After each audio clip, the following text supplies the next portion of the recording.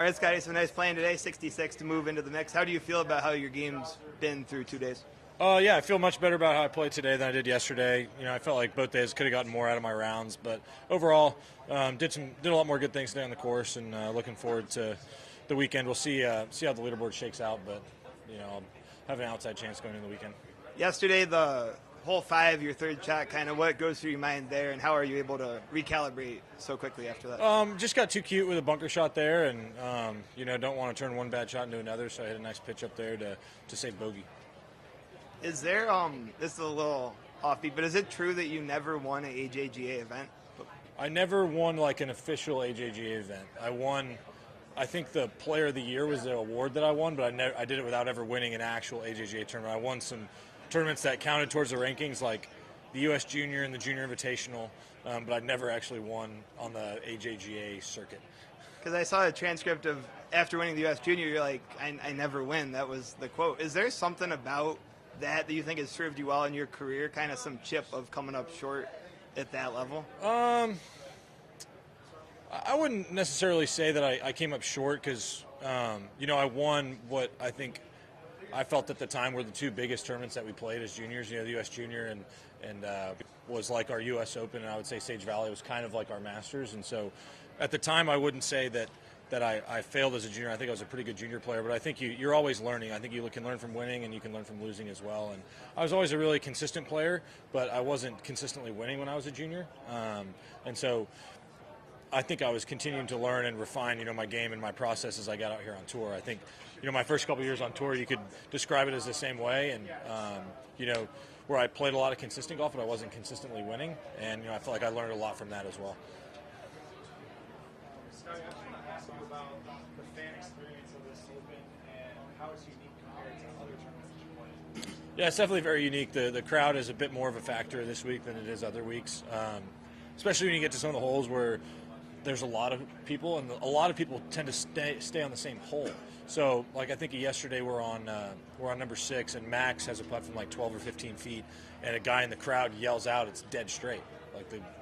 And then Max starts reading the putt. He's like, "Stop reading it, Max! It's dead straight!" And he's yelling at him, and so you can't not hear it. And so sometimes you have to make a conscious effort to be like, I'm either going to totally ignore that person, or maybe he's sitting here all day, maybe he knows something. And so it's a tough balancing act out there on the course where sometimes you listen, sometimes you don't. But a lot of it you can't avoid hearing, so you do your best to block it out over the shot.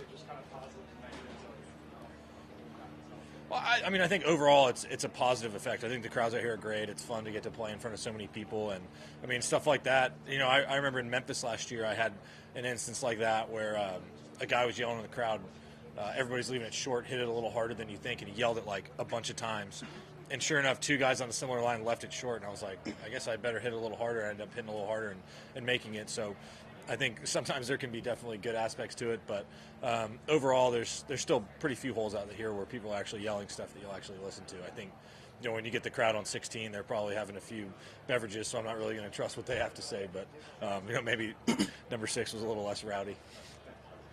Yeah, so you're playing with Max and Tom today. Saw you talking a lot with Max.